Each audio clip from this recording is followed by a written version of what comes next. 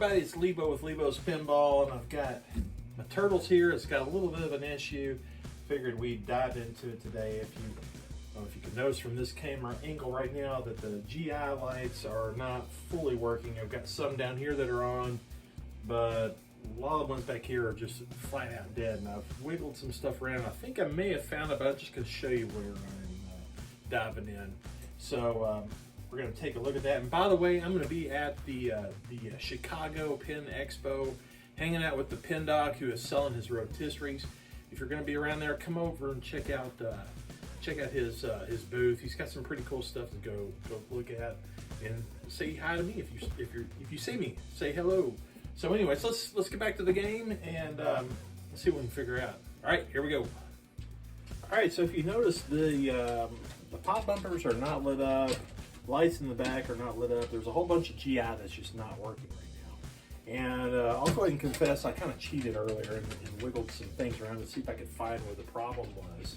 And I'm gonna go ahead and kind of move the camera upward a little bit. So let's get over here to this, I guess it's a power, or if it's a driver card, or apologize, I don't recall the name, but this is the board that's over here to the bottom left.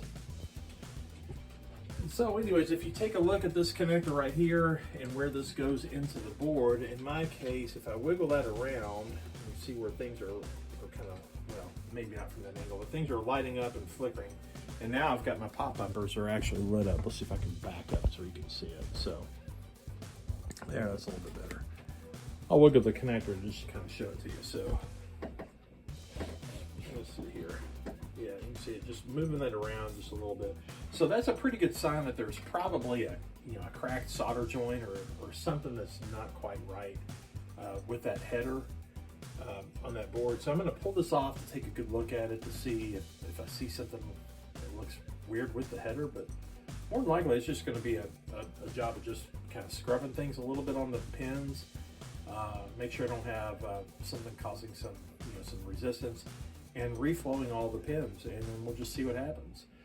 I just got a feeling that the actual connector and the wires going to it are it's not the problem. It just doesn't feel like it is, but we'll see. The other thing is, I'll move the camera up here a little bit higher to just take a look at the power supply. Let's see if we can get up here and zoom in a little bit. There we go. Yeah, let's go a little bit higher. There we go. Okay, so there is a set of yellow and white wires that come off here that also feed part of the GI. And I've got a mod here. Someone has created a really cool mod for the Data East GI games. The Data East GI, it goes on or off by way of a relay. And what this game has now is this little controller, this board at the top, that basically helps take that harshness out like an OCD LED board, and it just gently brings it up and down. So anyways, I've bypassed what is normally here and using this board to provide the gradual power that's needed there. And that's not at all a problem. It's definitely that problem that I've noted down at the bottom. So anyways, we're gonna go ahead and pull things off and see if we can find the problem and get it fixed. So hang tight.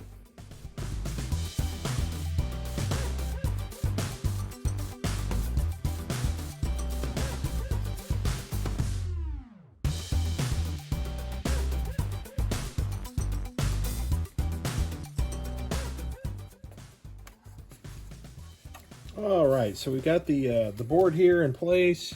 Let's take a look at everything. So this is that connector that was the one that was giving us trouble. And let's flip this over, maybe take kind of a quick look. Got to put my old man glasses on, see if there's anything that we can see here. I need to get some bright lights put on here. I've got a Harbor Freight special. This is actually a really cool light. If you guys have got a Harbor Freight nearby, you can pick up one of these. And actually, I don't know for sure, and this may be really hard to show on the camera, especially trying to get the zoom in and stay focused.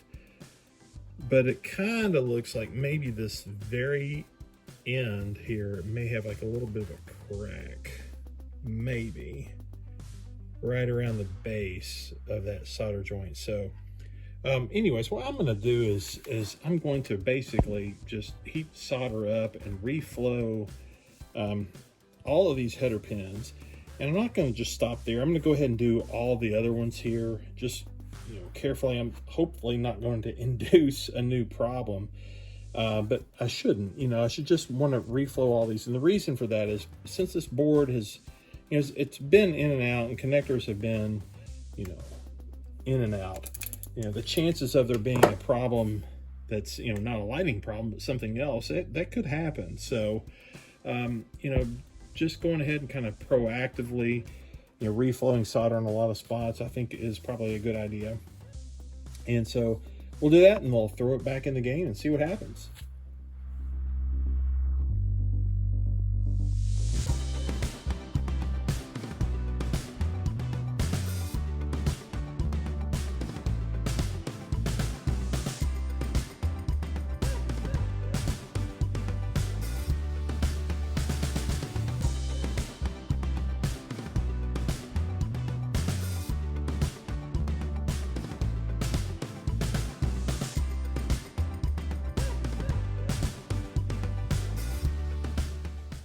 All right, so we got it all reflowed with fresh solder on all the headers. So let's throw it back in the game and see what happens.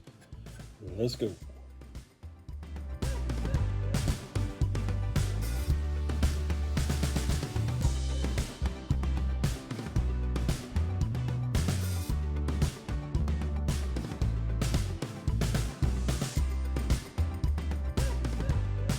All right, so we have the moment of truth. Let's power it on and hopefully nothing blows up.